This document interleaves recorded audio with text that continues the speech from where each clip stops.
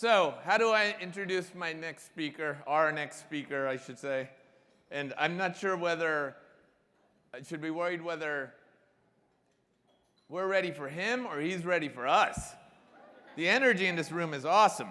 So let me just say this, I can't introduce him. I mean, the scope of what he's accomplishing is just too much to be introduced. So I came up with 4 quick data points as an introduction. So let me tell you why I think it's so exceptional. First of all, we run around in Washington, D.C. and across this country talking about what a great scaled educational program we have. We serve 551,000 students a year. It is exceptional. Yesterday we talked about the need to go bigger, even outside the Gear Up box, to serve all students, underserved student populations. This man has created a tool and a movement that has 15 million registered users, reaching 190 countries. Think about that scope and scale in what he's doing. Not only that, under the auspices, which you'll talk about, of high-quality education that's free for all. Secondly, as you remember yesterday at the lunch plenary, Lorenzo from Underwater Dreams, who was on the high school team from Arizona, a low-income community that beat MIT in robotics, in a robotics competition, Lorenzo said, based on what he was exposed to, that before he went there and did that as a high school student, he had never heard of MIT. Exactly. Well, it just so happens our next speaker has 3 degrees from that school that Lorenzo never heard of.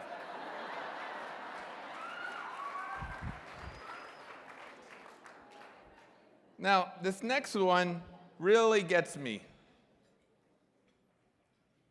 He was named by Time magazine to be in the 100 most influential people in the world. MIT got 1 clap, that got many more. 100 most influential. You know how many people in the world there are? A lot, yes. A lot of people. Over 7 billion. Now, how do you even put that in a kind of a scope? There's over 7 billion in the 100 most influential. So let me give you a smaller context. I live in a community of about 400 homes outside of DC. Middle-class community, 400 homes. We have a local newsletter. It's called the Truro Trails. I was voted 102nd most influential in Truro. I would posit that our next speaker would easily crack the top 5 in Truro. Easily. Here's the most important one that says something about him. He's going to tell you what he's done. He gets over 1,800 speaking requests a year, roughly. TED Talks, everything else. 1,800, right? So if he took them all, what is that? A little under 6 a day he'd have to give. He came here to speak to you.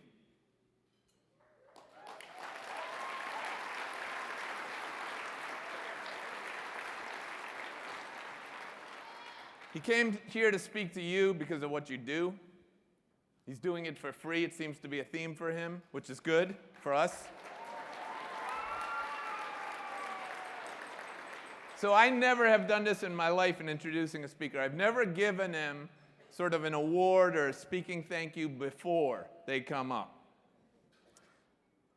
I'm going to give him my can. Because to do what he's done, he has to be a dreamer. Now, I know what you're thinking. Gosh, NCCEP is incredibly cheap. And we are. But he doesn't charge for anything, so this is actually value add. Please join me in welcoming Sal Khan.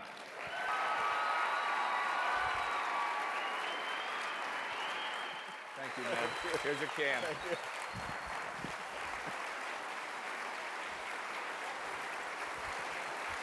Thanks. Wow. Very. Thank you. No. Thanks. That's incredibly generous introduction and welcome. I like it when low expectations are set. So I like to start out these things just to really get a gauge of how familiar folks are with the room. How many of y'all use Khan Academy? Oh, wow. All right, yeah, there you go. This is a good crowd. How many of y'all are parents who use it or your children use it? Oh, good number. And how many of you have no idea what Khan Academy is? Okay, good. I will be addressing you over the next few minutes.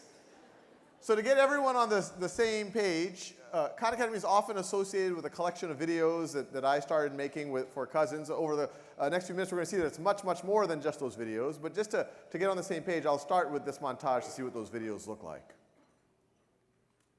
Of these interactions are just due to the gravity. This is an age right after Isaac Newton. I'm told the humidity makes it feel hotter. Why is this? Excellent question, LeBron. And you can just see the pleasure he had. Can you determine which light bulb is being switched? Things actually can interbreed, although for these two in particular, it seems like the mechanics would get kind of difficult. And I can keep playing around with these numbers and see what kind of colors I can come up with. If this does not blow your mind, then you have no emotion. I'm glad y'all appreciate Euler's identity. So as I said, we're much more than just videos. This right over here is a screenshot of what we call our missions, where you can literally pick your grade level. It's all aligned to the state standards. Students can do as many exercise items as they need. There's literally pretty much an infinite number of items there. It does a diagnostics of what the students know and don't know, and allows them to progress at their own pace, and it gives a bunch of game mechanics to help them along. And we'll talk more about kind of the philosophy behind this in a little bit. But just to get a snapshot of where we are now, when it was introduced a few minutes ago, we have crossed 25 million registered users. We're approaching 4 billion exercises done on Khan Academy. I think this last year, over 100 million students used it, 2/3 in the US, 1/3 in the rest of the world. And I'll talk more about where all of that is going. But before I do that, I want to rewind a little bit and get everyone caught up on how all of this happened, because it has been kind of a crazy journey for me and now our entire team. If you rewind, it's a little over 10 years ago. This was fall of 2004. I had just gotten married. I was a year out of business school. I was working as an analyst at an investment firm. And I had some family visiting me. I was born and raised in New Orleans, and I had my family from, we have some New Orleanians here? A few, one. So we had some family visiting me. I was based in Boston at the time. And it just came out of conversation with my aunt, Nusrat Auntie, that her daughter, Nadia, who was 12 years old, was having trouble in math. And so when Nadia came into the room, I asked her a little bit about it. It turned out that she had taken a placement test at the end of 6th grade. There was unit conversion on that placement test, and she just, according to her, couldn't understand unit conversion, did badly on that test, and because of that, they were placing her into a slower math track. And so I don't think her nor her mom, she had never gone to school in this country, fully appreciated what the implications that could have on Nadia's career in high school and then later on in college. So I told Nadia, I was like, if you're up for it, when you go back to New Orleans, we can get on the phone and maybe use instant messenger or something to work together. I'm open to tutoring you. And Nadia was up for it, so she goes back to New Orleans, and every day after work for me, after school for her, we start our tutoring sessions, half an hour, 45 minutes every day. And long story short, the first week or two, it was hard. She had convinced herself that she's just not good at math, that her brain just couldn't understand it. But after about 2 weeks, she got unit conversion, kilometers to miles, ounces to gallons. Then she started to catch up with her class. Then frankly, she got a little bit ahead of her class. I started to teach her a little bit of basic algebra. And at that point, I became what I call a tiger cousin. I called up her school, and I said, I really think Nadia Rahman should retake that placement exam from last year. They said, who are you? I said, I'm her cousin.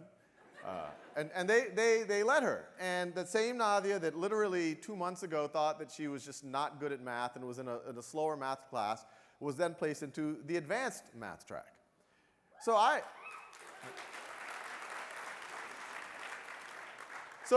was, I said, well, this is a big win. I only spent a couple of hours with my cousin over several weeks, and I was able to, I think, help change her trajectory.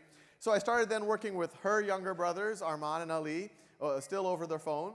And a few things happened over the next 2 years. The first is the firm I worked for, and I use the term very generously. It was myself, my boss, and his dog. And his wife, my boss's wife, ended up becoming a professor at Stanford Law School, so we ended up moving out here. And the other thing that happened is word got around the family that free tutoring was going on. So I found myself, this is 2005, early 2006, on the phone every day with about 10 or 15 cousins, family, friends, all over the country. And to help myself scale up, I said, my background was in software, so I said, hey, what if I could write some software that gives them practice problems? I saw a lot of them, even the ones that were A or B students, had a lot of gaps in their knowledge around negative numbers or adding fractions. So I said, let me give them practice on those things. And then I made a little dashboard so that I could keep track of it. So that first Khan Academy had nothing to do with videos. It was this practice software. And I was at a dinner party. This is November 2006. And at that dinner party, all my friends knew that I had this crazy project with my cousins. And I was showing off the software. And one of my friends, Zuli, he was the host of the party, he said, Sal, well, this is all great and everything, but I only have one question. How are you actually scaling up your lessons? And I told him, I was like, it's a problem. What I was able to do with Nadia or even with 2 or 3 of my cousins, I'm no longer able to do with 10 or 15. Sometimes I feel like I'm repeating the same lesson over again. Sometimes I feel like my cousins, they have a question, but they're embarrassed to ask it. And Zuli says, well, I have an idea. Why don't you record your lessons as videos and upload them onto YouTube? And I immediately said, no, that's a horrible idea. YouTube is for cats playing piano. It is not for serious mathematics. But I went home that weekend. I got over the idea that it wasn't my idea. And I decided to give it a shot. And those first few videos, these were the things that I saw a lot of my cousins were having trouble with. And there's little 10-minute videos. There's really a YouTube enforced time limit. And I started telling my cousins, hey, look, these are the things I think you guys could work on. And that way, when we get on the phone, instead of me having to kind of give the explanation again, you can ask deeper questions, and then I can use that to make more videos. And after a few weeks of this, I asked my cousins for feedback, and they somewhat famously and backhandedly told me that they like me better on YouTube than in person. And I think anytime someone tells you that, it's worth introspecting what they were saying and maybe what they weren't saying. They weren't saying that they didn't appreciate me, taking time every afternoon, calling them up, taking interest in what they were doing, having these conversations. But what they were saying was that, and if any of us think about it, it makes a lot of sense. The first time you're trying to learn something, especially something that you might be a little bit intimidated by, it's stressful to have someone there waiting for you to learn it. Hey, it makes sense, right? And you're like, oh, yeah, it makes sense. Or you might be in algebra, and you forgot a little bit of your pre-algebra or your arithmetic. You're embarrassed. You don't want to tell your cousin, even if he's trying not to be judgmental, oh, yeah, I forgot a little bit of my 5th grade math. Or you're in trigonometry, and you forgot a little bit of your algebra. And so now they could access it at their own time, at their own pace, no fear of judgment. They could watch it as many times as they wanted. So I took it as positive feedback, and I just kept going, kept making more and more videos, algebra, geometry, trigonometry, started to do some physics and other things. And it soon became clear, I watched the view count on YouTube, that people who were not my cousins were watching. And, this is the early days, this is actually early 2007 at this point. And, and then the view count started to go up, and then the comments started to come in. And a lot of those early comments, they were a lot of just, simple thank yous. And even that was a big deal. I don't know how much time y'all spend on YouTube. Most of the comments are not thank you. They are a little edgier. But then the comments got a little bit more intense. This is the reason I was able to pass my algebra class. This is the reason why after leaving the military I'm able to go back to college. This is what's allowing me as a parent to tutor my children. I remember in those early days I brought my wife over. I was like, this is an incredible letter I just got. There was this mother, and she said her sons had learning disabilities, and these videos were the only thing that were allowing them to keep up with class. And because of that, she said her and her entire family were praying for me and my entire family every night. And you can imagine how that made me feel. You got to remember, I was an analyst at a hedge fund. I wasn't used to people praying for me. It was very, at least in that way. and so, you fast forward to 2008. It felt like this thing was something real. There was about 50,000 people who were using the site at that point every month. And so I set it up as a not-for-profit, even then not fully thinking that this is what I was immediately going to do with my life. I said maybe I can get other people to volunteer time. But by 2009, there were about 100,000 people using it, and frankly, it was the only thing I could think about. I was having trouble focusing on my day job, and my wife and I, we had some money saved up for essentially a down payment on a house, but we both agreed it looked like something was here. Maybe I should quit my job and try to pursue this as a not-for-profit full-time. And anytime you do anything entrepreneurial, whether it's for-profit or not-for-profit, you almost need that somewhat delusional optimism to take the plunge. And, it was no different with me. I had some nascent conversations with a few people, but I started getting a lot of, oh, this is great what you're doing, but it's not exactly what we would fund. And you fast forward about 8, 9 months, it got pretty stressful. Our first child had just been born. We were digging into our savings about $5,000 or $6,000 a month. We were getting, some $10, $20 donations off of PayPal. It was amounting to a few $100s. If it was any of you, thank you. But it was it's up there in one of the more stressful times of my life. And just as that was happening, all of a sudden, I got a $10,000 donation over PayPal. So I immediately see who it is. Her name is Ann Doer. She was local. We're based in Mountain View. She was based in Palo Alto, south of here. And I immediately emailed her. I said, thank you so much for this incredibly generous donation. This is the largest donation that Khan Academy has ever received. If we were a physical school, you would now have a building named after you.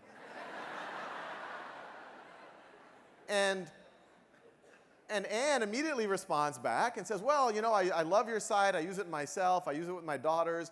I'd love to meet up and learn more about what you're doing. So it was literally 3 days later. We were at an Indian buffet restaurant in downtown Palo Alto. And Ann asks, well, what's your goal here? And I told her, when you fill out the paperwork to be a not-for-profit, a 501c3, there's a part of the IRS form where they say mission, and they give you a line and a half. And I filled out a free world-class education for anyone, anywhere. And Ann said, well, that's ambitious. How do you see yourself doing that? And I told her, I said, this is a mission statement. I don't think I'm just going to be able to check it off this weekend and then move on to healthcare or something.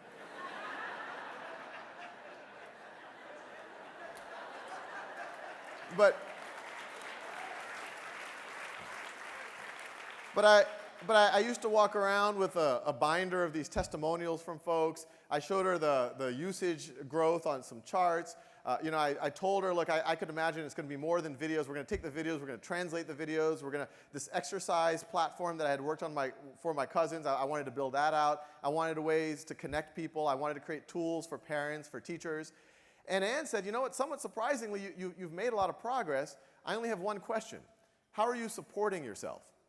And in as proud of a way as possible, I said, I'm not. And Ann kind of processes this, and we part ways. And about 10 minutes later, I'm driving into my driveway, and I get a text message from Ann. And it says, you really need to be supporting yourself. I've just wired you $100,000.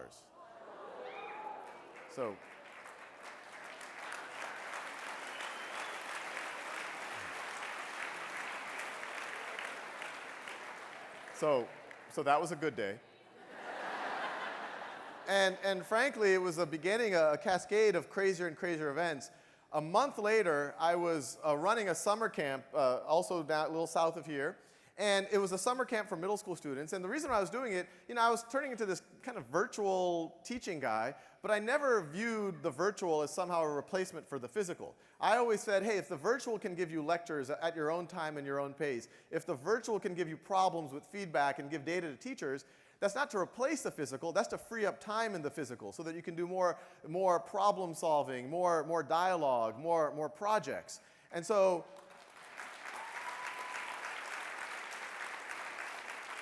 I was running a little summer camp with a friend to kind of understand what could you do at this time. And I was in the middle of a simulation. I had 6 7th graders playing a game of Risk, while the other 20 were trading securities based on the outcome of the game of Risk. It's a good game. One kid invented shorting on his own. I thought I could introduce him to some people. But just as that was happening, I start getting some text messages from Ann. which you can imagine I now take very seriously. And there were 6 or 7, and it was unclear what order they came in, but they read along the lines of, I'm at the Aspen Ideas Festival in the main pavilion, Bill Gates on stage, last 5 minutes talking about Khan Academy. So I didn't know what to make of these texts, so I immediately boot the nearest 7th grader off of a computer, and I start looking for some evidence of this event. And after about 5 minutes, I was able to find it. It was literally Walter Isaacson, the head of the Aspen Institute, is interviewing Bill Gates, and he asks him, well, what are you excited about? And Bill, I call him Bill now, he starts going off. There's a site called Khan Academy. I use it with my kids. I use it myself. I use it to learn this and that. And you can imagine how I felt. It felt like a dream. It felt surreal. It was exciting. And then I actually became nervous. Those videos were for Nadia, not Bill Gates. And I go home that evening. I obviously tell my wife about it. Some of my friends heard about it. And then I was kind of in this limbo state. I said, you know, what do I do? What do I do now? What's the protocol? Do I call him? I'm guessing he's not listed. And they left me in that state for about 2 weeks. 2 weeks later, I'm in my walk-in closet. I'm about to record a video.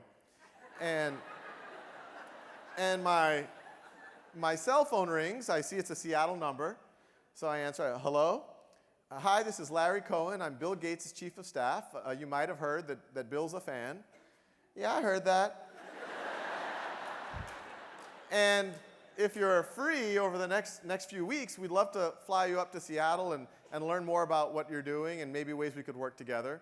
And I was looking at my calendar for the month, completely blank. And so I said, yeah, you know, I got to cut my nails next Wednesday, but I think meet up with Bill Gates. So that meeting went strangely similar to the meeting with Ann, and really at around the same time, some folks from Google reached out. They're based in the same town that where I live.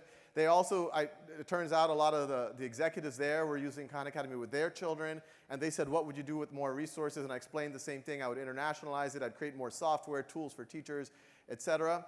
And so it all came together fall of 2010, where between the Gates Foundation and Google, and then we've had many others since then, kind of funded Khan Academy to become a real organization, get office space, hire up a team, designers, engineers, researchers, educators, et cetera, to really build out what a lot of y'all have now used.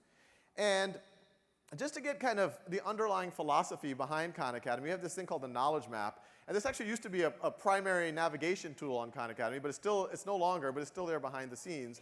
But I like to show this because it shows how we think about math education. You saw those screenshots a few slides ago of the different exercises. This knowledge map describes how you progress through the exercises. So the circle at the very top, that's the most basic mathematics. That's like counting and basic arithmetic.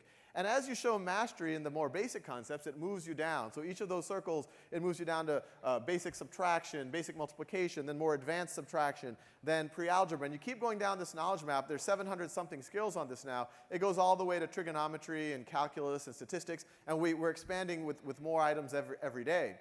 And on a lot of levels, this is common sense. This is the way you would play a video game. You keep working on level 1, and only when you beat the level 1 boss, then you go to level 2. It's the way that you would learn a martial art. You keep practicing your white belt skills, and only when you've really mastered it and you've shown that, only then do you move on to yellow belt. But what we point out, this is not the way that a traditional school is structured.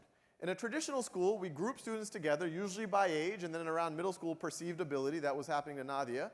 And then we shepherd them together at the same pace. And what typically happens is we go to class, we get a lecture. Let's say the current unit is on basic exponents. So we get a lecture, then all of us go home, we do homework on it. The next morning, we review the homework, then we get another lecture, homework, lecture, homework, lecture, homework. That goes on for about 2 or 3 weeks, and then we get a test. And on that test, let's say I get a 70%, you get an 80%, you get a 95%.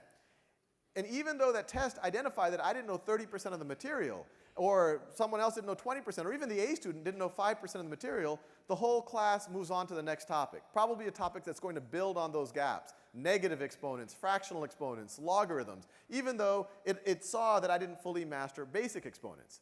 And to realize how strange that is on some level, imagine if we did other things in our life that way. Say home building. So you bring the contractor in, and you say, well, we've been told we have 3 weeks to build a foundation. Do what you can. So they do what they can. Maybe it rains. Maybe some of the supplies don't show up. And then 3 weeks later, the inspector comes and says, hey, you know, that part isn't quite up to code. The concrete's still wet over there. I'll give it an 80%. You say, oh, great, that's a C. Let's build the first floor. Same thing. We have 2 weeks. Do what you can. Inspector shows up after 2 weeks and says, okay, I'll give it a 70%. They say, okay, that's a C minus, a D plus. That's fine. Let's build a second floor, third floor, fourth floor. And then all of a sudden, while you're building that fourth floor, the whole structure collapses. And if our reaction to that is the reaction we often have to education, we might say, oh, well, maybe we needed a better contractor, or maybe we needed more inspections or better inspections. But that wasn't the problem. What was really absurd was that we were artificially constraining how long we had to do something that was foundational.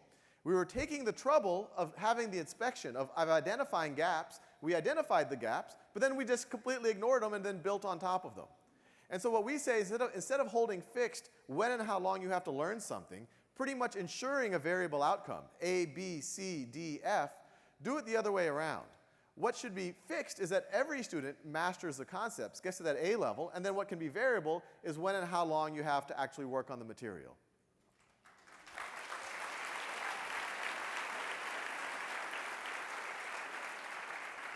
So this is one thing at Khan Academy we're always trying to do is try to understand how much impact we can have and whether it's growing and what are the trends and how do we make sure we're reaching the people that need us most.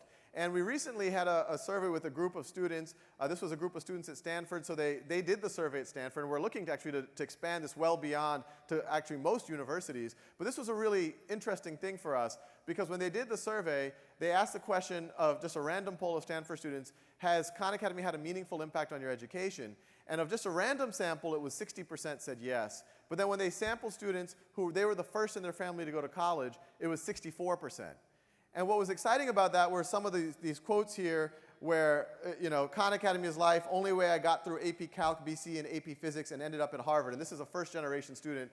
Parents never went to college.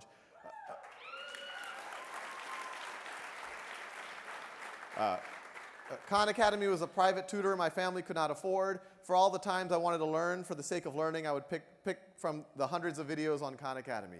So this is the kind of thing, and I want to make it very clear, Khan Academy is much, much more than me now. We're a team of roughly 100 folks. We actually have thousands of volunteers all over the world. We actually, there's obviously millions of students and teachers who are helping us, giving us feedback, helping us make it better.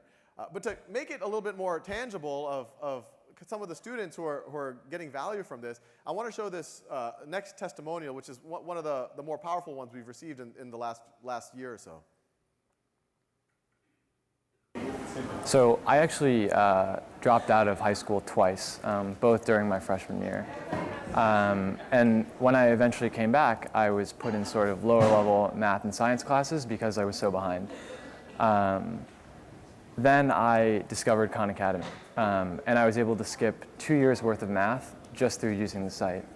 And I came into school, I took the exam with students who had been enrolled in the class all year, and I was actually able to get the highest or the second highest scores in the class.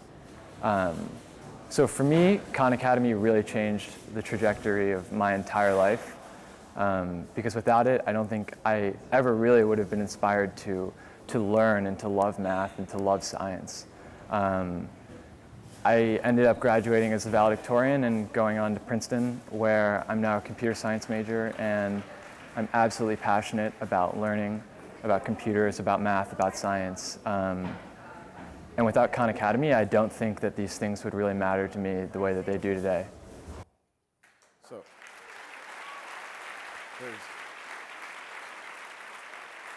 there's actually a fun epilogue to this story. When we found out that he's a computer science major, we said, we have internships.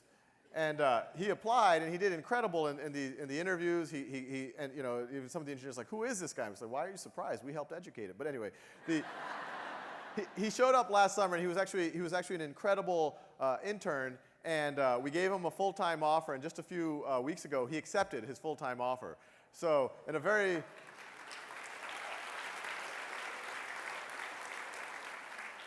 strange way, we're solving our own labor problems. So But you know, whenever you see a story like this, and we get letters like this all the time from students all over the country, all over the world, you realize Khan Academy was a tool, but Charlie clearly had a mindset that made him believe that he was capable of learning. How many of you all are familiar with Carol Dweck's work, Growth Mindset at Stanford? Okay, good number. So it's this notion that, you know, roughly speaking, people either have a fixed mindset or a growth mindset. Fixed mindset's kind of where Nadia was. Hey, I'm not good at math. I just don't have the math gene. While a growth mindset recognizes if I push myself, if I persevere, if I have grit, I can pretty much learn anything. And so what we've actually partnered with Carol Dweck's group at Stanford and other folks. And last year, Comcast gave us a PSA space. And at first, we were just going to use that space to say, OK, let's make it just an awareness campaign for Khan Academy. But we said what would be even cooler is if we could make it into a mini growth mindset intervention. If we can let that space communicate the type of mindset you need or that Charlie has so that more students can really tap into their education. And so the video I'm about to show is what we produced.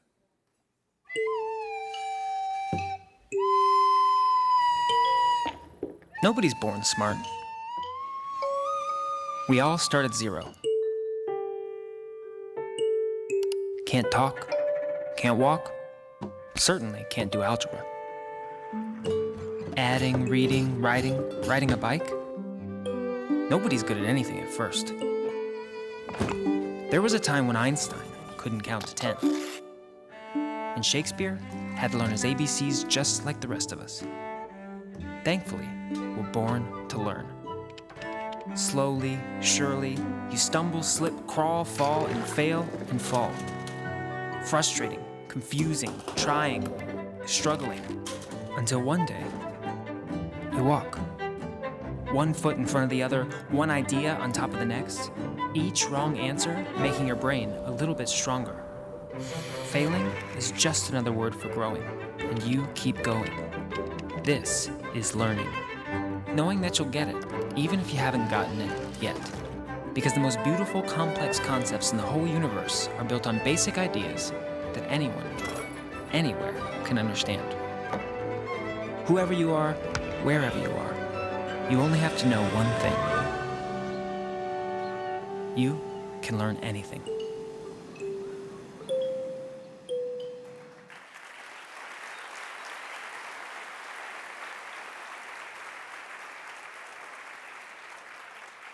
So a lot of y'all probably heard about this, but the partnership that we've announced with the College Board, we announced it last year, and it's just gaining a lot of momentum. It's probably one of the most, in fact, it definitely is the most exciting thing that we have happening at Khan Academy.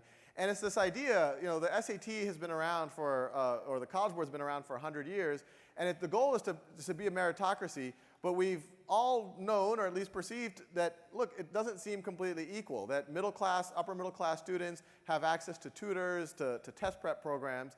And so when they reached out and they said, we want to work with you to create the world's best test prep that happens to be free, we immediately jumped onto that. So we launched, actually, the first version of it a couple of months ago. And what we're looking to do over the next few months, and it's going to be the Khan Academy working on the tools and the content, and these are literally, it's not just videos, it's the items, the exercises made in conjunction with the College Board, it's software to kind of give students diagnostics, make sure that they work on what they need the most, it's full-length practice tests. But we hope to work with groups like all of you so that we can really ensure that as many students have access to it. Because you can create the content and you can create the software, but unless you have adults, mentors, teachers, parents who help the students use that, it's not going to get its full potential. So we really are looking forward to working together with all of you. And this is just year one, and I think this is going to be something that's only going to gain momentum in the years ahead.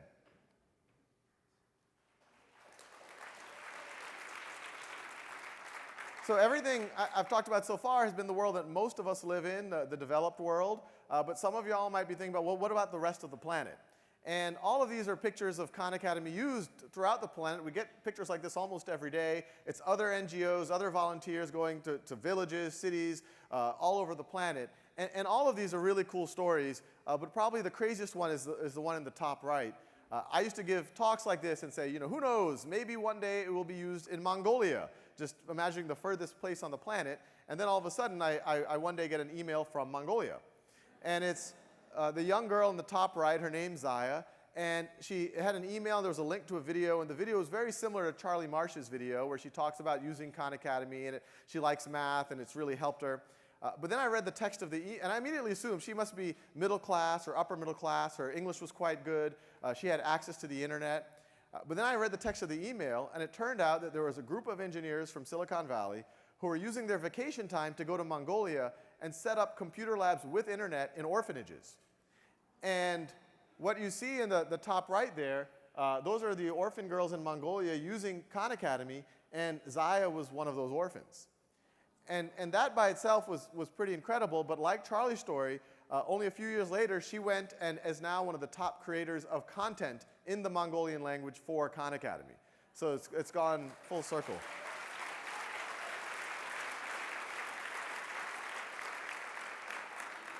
So as I mentioned, our mission is free world-class education for anyone, anywhere. So that means all of the world's languages accessible anywhere. And we have a long way to go to fully deliver on that. But part of that is making sure that it's all accessible in languages. And not just the videos, but the software, the teacher tools, everything. And so these are some of the splash pages, some of the first languages we've launched. Spanish, which is obviously very relevant to the US. And so you can actually have the same classroom where some of the kids are working on the same concepts in English, and their peers can work on it in Spanish. So if they're still learning English, that shouldn't hold them back in mathematics. And we also have Brazilian, Portuguese, Turkish, French, and we're looking to launch many, many more languages. But just to have a feel for what at least the videos feel like in other languages, I'll show this next montage. Me comí 2 cuartos de pizza. L'hypoténuse commune, ok. 7, 13, 15. और मैं इस हाथ से इस block को धकेलने की कोशिश कर रहा हूँ इस डायरेक्शन में. توجد قطعتين من معدن النحاس والزنك. P R به توان 2 ضرب داره. הגיעה הנקודה שבה שוק הסיום של הזווית חותכת את מעגל היחידה. Ili muweze kuelewa na kuweza. Into yokuqala kufuneka siyazi kukuba kubani 16 bölü 16 1'e eşittir. Muitas e muitas outras coisas importantes. I'm Zaya from Mongolia. Your videos are so interesting and funny. Make more lessons.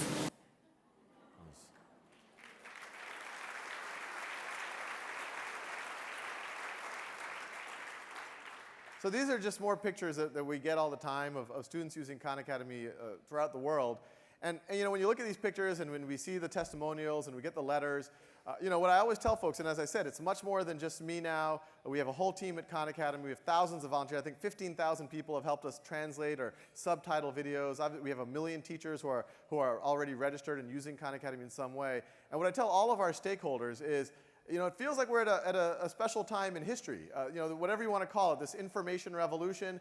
I think we're at the very early stages of it, and it's probably going to be as big as the Industrial Revolution, but maybe even rival things like the printing press, or maybe even agriculture or writing. And whenever you have these inflection points, you have more problems. Who gets to participate in all of this productivity and all of this technology? But then that also gives you more opportunities, and you tend to have institutions form around this. And it was delusional when I was a guy operating out of a walk-in closet, but I'm a little more open about talking about this, is that the hope is that Khan Academy, in conjunction with other folks, with all of you, can become an institution that can reach hundreds of millions and one day billions of students, so that we can take this thing called education, this thing that has always been scarce, but it's always been the key determinant between the haves and have-nots, and make it a little bit more like shelter or clean drinking water and just a fundamental human right. Thank you.